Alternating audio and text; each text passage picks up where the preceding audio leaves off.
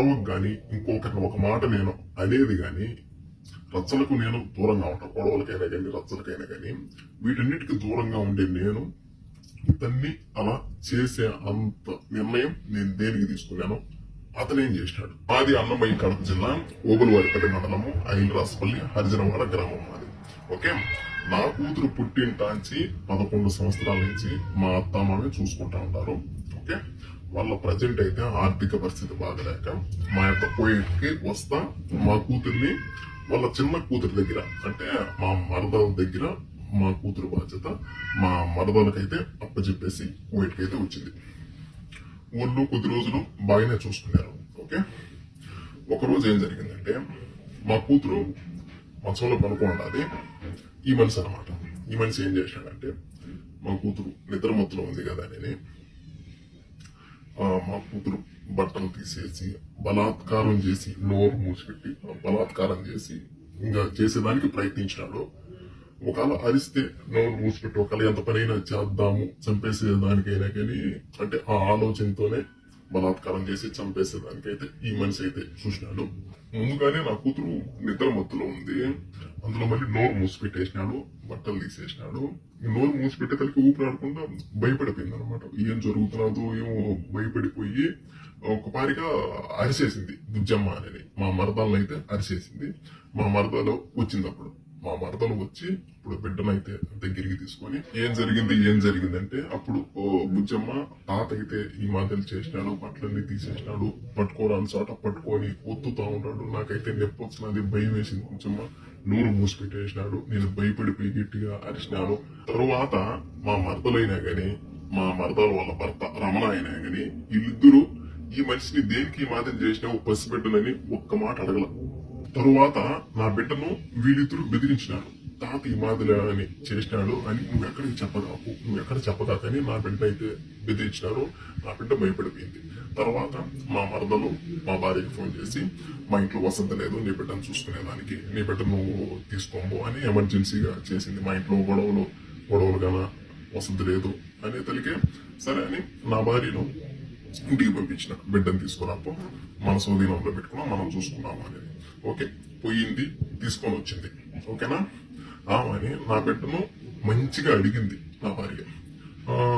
అసలు ఏం జరిగింది, వాళ్ళు ఏమన్నా కొట్లాడుకున్నారా, ఇన్ని రోజులు బాగానే చూసుకుంటా ఉన్నారు కదా, సడన్ గా దేనికి ఈ మాదిరి ఏంది, నేను ఊరికి చెప్పండి, భయపడగాకు, అసలు ఏం జరిగింది, వాళ్ళ కాళ్ళకి ఏమన్నా రచ్చలా అని నా భార్య చిన్నగా అడగడం వల్ల నా కూతురు చెప్పేసింది. అమ్మా, నేను నిద్ర మొత్తంలో ఉన్నాను, తాత పట్లన్నీ తీసేసినాడు, ఇక్కడ పట్టుకొని చెస్ట్ దగ్గర ఊతినాడమ్మా, ఇంకా చెప్పరాని ప్లేస్ లో పట్టుకొని గట్టిగా ఊతినాడమ్మా, అర్చానని ఇట్లా మూత పెట్టేసినాడు, చేత్తో మూతేసినాడు, నాకు భయం వేసిందమ్మా, ఈ మాదిరి చేసినాను, తర్వాత బుజ్జమ్మ చెప్పినాడు అని అప్పుడు చెప్పింది నా కూతురు. ఇంకా తర్వాత నేను చట్టాన్ని గౌరవిస్తా. ఓకే, మనము డైరెక్ట్ గా ఇలా అని వెళ్ళకూడదు, వాళ్ళ పైకి రచ్చకెళ్ళకూడదు, మనము చట్టపరంగా వెళ్దాం. ఓకే, ఓబులవారిపల్లి పోలీస్ స్టేషన్ లో ఈ మాదిరిలా జరిగిందని కంప్లైంట్ అని నేను చెప్పాను. ఓకే, అవని నా భార్య వెళ్ళింది, కంప్లైంట్ ఇచ్చింది. తర్వాత వాళ్ళని పిలిపించి ఈ మాదిరిగా జరిగిన దానికి వాళ్ళను ఒక్క దెబ్బ కూడా కొట్ల, ఏదో 2 మాటలు తిట్టి ఆమెని అక్కడి నుంచి ఇంకా మీ జోలికి మీ బిడ్డ జోలికి ఇంకా వాళ్ళు రారు అని పంపించేసినారు. ఎవరిని వల్ల ఆడ పంపించేసినారు. ఓకే, ఆమెని ఆ రోజు ఇంటికి వచ్చిన తర్వాత మరుసటి రోజు నా భార్య కోయేటికి రావాలి మళ్ళీ రిటర్న్. ఓకేనా, ఆ రోజు నైట్ ఏం జరిగిందంటే ఇది ఒక ఆడబిడ్డ పరువు అనమాట, ఇది ఒక ఆడబిడ్డ మానానికి సంబంధించిన వీడియో, బయట పెట్టుకోకూడదు కానీ పరిస్థితి వచ్చింది. ఓకేనా, బయట పెట్టుకునే పరిస్థితి వచ్చింది. ఓకే, తర్వాత వీళ్ళిద్దరు లక్ష్మీ రమణ వీళ్ళిద్దరు భార్య భర్తలు మాట్లాడుకొని అంటే మా భార్య సైడ్ బంధువులకు ఫోన్ చేసి ఈ మాదిరిలా వాళ్ళ బిడ్డను మా మామ ఈ మాదిరి చేసినాడు, అందుకని ఓబులవారిపల్లి పోలీస్ స్టేషన్ లో కంప్లైంట్ ఇచ్చింది మా యొక్క, మేము పోలీసు వాళ్ళకు డబ్బులు కట్టి కేసు కంప్లీట్ చేసుకొని మేము బయటకు వచ్చాం అని ప్రతి ఒక్కరికి మా భార్య వాళ్ళ సైడ్ బంధువులకి ఫోన్ చేసి మాట్లాడుతూ ఉంది. ఈ మాదిరి ఎంత పరువు తక్కువగా ఉంటుంది మాకు. మా బిడ్డ పబ్లిక్ చేసేది ఇదొకటి, వాళ్ళిద్దరు. నెక్స్ట్ ఇంకొకటి పోలీసు వాళ్ళకు డబ్బులు కట్టి మేము బయటకు వచ్చినాము ఈ మాదిరి కంప్లైంట్ ఇస్తే అని అదొకటి. రెండు ఓకేనా. అని మా భార్య నాకు ఫోన్ చేసి ఈ మాదిరి అంటా ఉంది పోవా ఎట్లా అంటే, సరేలేబా నువ్వు మళ్ళీ వెళ్ళు పోలీస్ స్టేషన్కి వెళ్ళు, నువ్వు మళ్ళీ పోలీస్ స్టేషన్కి వెళ్ళు, ఈ మాదిరి అని చెప్పు, ఈ మాదిరి పబ్లిక్ చేస్తున్నారు సార్, పబ్లిక్ చేస్తే మాకే కదా భయసరము అని చెప్పు, ఏమంటారో చూద్దాము అని మళ్ళీ పంపించిన. వెళ్ళింది సారాలతో చెప్పినాము. వాళ్ళు ఫోన్ చేసి మీకేమన్నా మాకేమన్నా డబ్బులు ఇచ్చినారా, దేనికి ఈ మాదిరి చెప్పినారు, దేనికి పబ్లిక్ చేస్తున్నారు, ఇది ఆడపిల్ల విషయం కదా అని తిట్టినారు. తిట్టేతలకే నన్ను ఏమన్నా అంటారేమో అని లక్ష్మి ఏదో పురుగుల మంది తాగి ఏదో సూసైడ్ చేసుకునింది. వాళ్ళ పక్క ఏ అంత పెద్ద తప్పు లేకపోతే సూసైడ్ అంత వరకు వెళ్ళింది. Okay, suicide చేసుకునింది.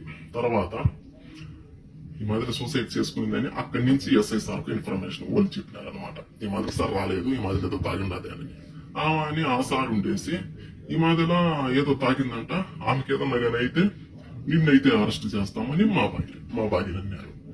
ఏంది ఇది, మా భార్యను అరెస్ట్ చేస్తా అన్నారు. మేము బిడ్డ విషయం ఈ మాదిరి జరిగింది అనిపిస్తే వాళ్ళు ఏదో చేసుకోవడం వల్ల నిన్న మా భార్యను అరెస్ట్ చేస్తానంటే నువ్వు ఇక్కడే ఉండాలా, పోయేటకు కూడా పోలేవు అని సార్ మాతో చెప్పినాడు. ఓకేనా. తర్వాత మా భార్యను అక్కడే స్టేషన్ లోనే, అప్పటికి ఆ స్టేషన్ లోనే ఉంది. తర్వాత లక్ష్మిని అంటే మా భర్తల్ని హాస్పిటల్కి తీసుకెళ్లి అంత బాగా అయిన తర్వాత మళ్ళీ తీసుకొని వచ్చారు. తర్వాత సార్ ఉండేసి అంత బాగుండదు అట్లే, ఇంకా నువ్వు కూడా వెళ్ళిపో ఇండియాకు, ఇంకా ఈ గొడవలు ఏమొద్దు అని మళ్ళీ పంపించేసినారు. అక్కడి నుంచి మా భార్యని పంపించేసినారు. ఓకే ఆడికి వద్దు అని పంపించేసినారు. నా భార్య ఇట్ట నా బిడ్డకు జరిగిందని పోలీస్ స్టేషన్కి వెళ్తే ఈ మాదిరి అసలు వాళ్ళు ఏం పట్టించుకోవాలా. నెక్స్ట్ ఇంకొకటి ఏదో ఆ ఎమ్మి చేసిన దానికి మళ్ళీ నన్నే అరెస్ట్ చేస్తా ఉండాలి అని నా భార్య ఆలోచించి, ఇంకొకటి వీళ్ళిద్దరు భార్య భర్తలు నా బిడ్డ గురించి మా భార్య సైడ్ బంధువులందరికీ ఈ మాదిరి బయటికి చెప్పి మా మామ ఈ మాదిరి చేసినాడు, కేసు పెట్టింది, మేము డబ్బులు కట్టి బయటకు వచ్చినాము అని ఈ మాదిరి అందరికీ చెప్పి వీళ్ళు చేసింది ఇదొక్కటి. ఇంకా వీళ్ళు పోలీసులు ఈ మాదిరి అసలు పట్టించుకోవాలి. ఈ మాదిరి ఆడబిడ్డకు జరిగిందంటే ఈ మాదిరి పట్టించుకోవాలి. ఈ రెండు ఆలోచించి ఎవరు సపోర్ట్ చేయలేదు, నా బిడ్డకు ఈ మాదిరి జరిగితే ఎవరు సపోర్ట్ చేయలేదు అని ఆలోచించి నా భార్య సూసైడ్ చేసుకుంది. ఏదో తాగింది. తర్వాత మేము కూడా హాస్పిటల్కి తీసుకెళ్లి ఎలాగాలో ఎంత కక్కించుకొని చిన్నగా ఎలాగాలో బయటికి నేను తెచ్చుకున్నాను. తర్వాత అంటే వీళ్ళిద్దరు లక్ష్మీ రమణ వీళ్ళిద్దరు కలిసి అంటే పబ్లిక్ చేసినారు కదా, మా భార్య వాళ్ళ బంధువులకి పబ్లిక్ చేసినారు కదా. ఇంకా ఒక్కొక్కరు చేసి ఈ మాదిరి జరిగిందంట కదా, మీరేం చేయలేదా, వాళ్ళేమో డబ్బులు కట్టుకొని బయటకు వచ్చినారంట, మీరేం చేయలేదా అని ఒక్కొక్క మాటలు మాట్లాడుతూ ఉంటే ఎందురా ఇది, ఇల్లు అనుకోతే ఇట్లా చేసినారు. నెక్స్ట్ ఇంకా చట్టపరంగా చట్టాన్ని గౌరవించి పోలీసు వాళ్ళ ద్వారా వెళ్దాం అనుకుంటే వాళ్ళు ఏం చేయలేకపోయినారు. ఊరికే మాటల వరకు మాట్లాడి పంపించేసినారు. తర్వాత ఏంది ఇది, ఏం చేయాలో నాకు అర్థం కావడం లేదు. ఆడబిడ్డకి ఈ మాదిరి జరిగితే చట్టం కూడా సీరియస్ గా తీసుకోవాలా. నాకు అర్థం కాల. వీళ్ళు పబ్లిక్ చేసి ఈ మాదిరి మాట్లాడుతూ ఉండేది ఒకటి, వీళ్ళు పోలీసు వాళ్ళు పట్టించుకున్నది ఒకటి. అబ్బా నాకేం అర్థం కాల. అని మొత్తానికి ఎట్లయితే ఎట్లవుతుందని మొత్తానికి ఒక కన్న తండ్రిగా నిర్ణయం తీసుకున్నాను. ఈ విషయంలో ఎవరు ఏం చేయలేకపోయినా గానీ నా బిడ్డను నేను కాపాడుకోవాలి. ఎవరు సపోర్ట్ నిలబడకుండా గానీ నా బిడ్డ సపోర్ట్ నేను నిలబడాలి. ఒకవేళ నేను వీళ్ళు నెట్టి సైలెంట్ గా నేను ఉంటే ఇంకా నా బిడ్డకి ఈ మాదిరి జరిగిన దానికి ఒక కన్న తండ్రిగా నేను బ్రతికుండి కూడా సచ్చినట్టే లెక్క. మా కూతురు డాడీ ఈ మాదిరి చేశాడు, డాడీ పట్టుకున్నాడు, గట్టిగా పట్టుకో, అక్కడ చెస్ట్ దగ్గర అక్కడ పట్టుకోవడం పట్టుకున్నాడు డాడీ, బట్టలు తీసేసాడు డాడీ, భయపడినా డాడీ, మోసుకున్నాడు డాడీ, నోరు మూత పెట్టేసినాడు డాడీ, భయపడిపోయినాడు డాడీ, ఊపిరాలేదు డాడీ అని చెప్తా ఉంటే ఒక కన్న తండ్రికి ఏ రకంగా ఉంటారో ఒక్కరోంత ఆలోచించండి. అందులో వీళ్ళు పోలీసు వాళ్ళు ఏం చేయలేకపోయా, వీళ్ళు పబ్లిక్ చేసి ఈ మాటలో మాట్లాడేది ఒకటి. అబ్బా అప్పుడు నిర్ణయం తీసుకున్నా, నా బిడ్డ జీవితం నాశనం చెయ్యాలి అని అనుకున్నా, అతని జీవితం ఉండకూడదు అని అప్పుడు నిర్ణయం తీసుకున్నా. ఎవరికి తెలీదు నేను ఇండియాకు వస్తా ఉన్నట్టు, ఎవరికి తెలీదు. మా కోయటలతో మాట్లాడుకొని ఒక 4 రోజులు సెలవు కావాలని చెప్పి పాస్పోర్ట్ తీసుకొని 2 టికెట్లు నేను కొనుక్కొని మా భార్యకి కూడా నేను ఎడార్లేకి జాగూర్కి వెళ్తున్నాను అని చెప్పి నేను ఇండియాకు వచ్చిన. కువైట్ నుంచి ఇండియాకు వచ్చి నేను చేసే పని అతన్ని నేను చేసి తర్వాత మళ్ళీ నేను కువైట్కి వచ్చిన. ఒక్కటి ఆలోచించండి, నేను చేసింది ఓకే తప్పే, కానీ దేనికి చేయాల్సి వచ్చింది? ఎవరు దీన్ని పట్టించుకోకపోవడం వల్ల నేను ఈ నిర్ణయము తీసుకోవాల్సి వచ్చింది. నేను ఒక రచ్చకు బాను, ఒక గొడవలకు బాను, ఒక ఎవరిని ఒక మాట తప్పుగా నేను అన్ను. అలాంటిది ఇంత నిర్ణయం దేనికి తీసుకున్నాను? అంతవరకు పరిస్థితి వచ్చింది, తీసుకొని వచ్చినారు, ఇంతవరకు తీసుకొని వచ్చినారు. ఇతనిని చంపిన విషయంలో నా సైడ్ బంధువులకు గాని, మా భార్య సైడ్ బంధువులకు గాని ఎవరికి ఏ సంబంధం లేదు. మొత్తం అంతా పూర్తి బాధ్యత నాదే, నేనే చేసిన. ఓకే, ఏం చేశాను? ఒక కన్న తండ్రిగా వీళ్ళు పోలీసు వాళ్ళు ఏం సీరియస్ గా తీసుకోకపోయా. వీళ్ళు అనబోతే లక్ష్మి వాళ్ళ భర్త ఈ మధ్యలో అందరికీ ఫోన్లు చేసి అల్లరి పాలు చేస్తా ఉంది, రచ్చగొట్టినట్టు మాట్లాడుతూ ఉంది. ఒక కన్న తండ్రిగా ఇంకా నేను ఏం చేశాను? ఇంకా నిర్ణయం తీసుకోవాల్సి వచ్చింది. నిర్ణయం తీసుకున్నా, ఇండియాకి వెళ్ళినా, చేసే పని చేసినా, మళ్ళీ కువైట్ కి వచ్చిన. ఓకే, ఇండియాలో అంటే అక్కడ ఈ మాదల ఆ మనిషిని చంపినారు అని తెలుసు, కానీ దేనికోసం చంపినారు, ఎవరు చంపినారు, అంత ఇతనేం చేసినాడు అని తెలీదు. ఇతనేం చేసినాడు, అంతవరకు చంపేంత వరకు ఏం చేసినాడు అని ఎవరికి తెలీదు. అందుకని ఇంకా నా జీవితం పోతే పోయింది, నాకు తెలుసు. ఎందుకంటే తప్పు చేసిన పోతే పోయింది. అందుకని బిడ్డ పరువు కూడా పబ్లిక్ చేసేసినారు. అందుకని దీనికోసం వీళ్ళు ఈ మాదిరి చేసినారు. అందుకని నేను ఇలా చేయాల్సి వచ్చింది. అందుకని నేను ఈ వీడియో పెడతా ఉన్నా. నేను చేసింది తప్పు, నేను ఒప్పుకున్నా. చట్టాన్ని గౌరవించి నేను ఈ విషయం నేను పబ్లిక్ చేసి నేను లొంగిపోయేదానికి నేను వస్తా ఉన్నాను. నేను ఇండియాకు వస్తున్నా, నేను సరెండర్ అవుతా. ఓకే, నేను చేసిన తప్పే, కానీ నా బిడ్డకు ఈ మాదిరి జరిగింది, ఎవరు పట్టించుకోకపోవడం వల్ల నేను ఈ మాదిరి చేయాల్సి వచ్చింది. ఈ రోజు నా బిడ్డకు జరిగింది, రేపు ఒకవేళ మీ బిడ్డకు, మీ ఇంట్లో ఆడవాళ్ళకి ఈ మాదిరి జరిగితే పట్టించుకోకుండా ఒకవేళ ఇంకెప్పుడు పట్టించుకుంటారు? తేటిగా ఆడబిడ్డల మాన ప్రాణాలు తేటిగా పోయిన తర్వాత, సమాధిలోకి వాళ్ళు వెళ్ళిన తర్వాత పట్టించుకొని ఏం ఉపయోగం? ఇంకా నా బిడ్డ గురించే కాదు, ప్రతి ఒక్క ఆడబిడ్డ గురించి నేను ఆలోచించి ఈ మాదిరి ఒకవేళ ఎవరైనా ఈ మాదిరి చేస్తే, ఒకవేళ ఎవరు ఏం చేయలేకపోయినా కానీ, ఒకవేళ వీళ్ళ బంధువులు అయినా కానీ, వీళ్ళ తండ్రి అయినా కానీ, అన్న అయినా కానీ, తమ్ముడైనా కానీ, ఒకవేళ ఏదైనా చేస్తాడో తెలిసిన తర్వాత అలా భయపడైనా కానీ ఆడపిల్లల చోటికి రాకుండా ఉంటారు అని ఆలోచించి, నా జీవితం పోయినా పర్వాలే,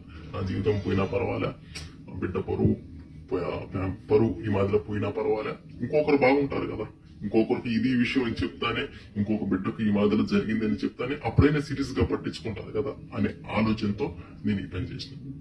ఈ వీడియో రాజకీయ నాయకులకు, సీఎం సార్ చంద్రబాబు నాయుడు గారికి చేరేంత వరకు షేర్ చేయండి. ఎందుకంటే ఈ మాదిరి జరిగిన దానికి ఆడపిల్లల మాన ప్రాణాల గురించి ఖచ్చితంగా వీళ్ళు మాట్లాడాలి. ఇలా జరిగిన దానికి ఖచ్చితంగా వీళ్ళు దీనిపైన రియాక్ట్ అయ్యి ఖచ్చితంగా మాట్లాడాలి. నా సపోర్ట్ మాట్లాడండి అని నేను అనడంలే. ఓకే, ఇలా జరిగినందుకు పట్టించుకోకపోవడం వల్ల ఈ మాదిరి జరిగింది. ఈ విషయం పైన ఖచ్చితంగా కువైట్ లో ఉండే యూట్యూబ్ ఛానళ్ళు, ఇండియాలో ఉండే యూట్యూబ్ ఛానళ్ళు, మీడియా ఛానళ్ళు ప్రతి ఒక్కరూ ఈ విషయం పైన తప్పకుండా మాట్లాడండి. నేను ఇండియాకు వస్తున్నాను, నేను తప్పకుండా పోలీసులకు నేను సరెండర్ అవుతాను. మీరు ఇప్పుడు దీన్ని బట్టి జరిగిన దాన్ని బట్టి మీరు ఏ శిక్ష చేసినా నేను తీసుకునేదానికి నేను రెడీ. నేనైతే ఇండియాకు వచ్చి మీకు నేను సరెండర్ అవుతాను. దీంట్లో మా వాళ్ళకి కానీ, మా భార్య సైడ్ వాళ్ళకి కానీ, నా సైడ్ వాళ్ళకి కానీ ఈ ఊరికి ఏ సంబంధం లేదు. మొత్తం అంతా చేస్తే నేనైతే వచ్చి నేను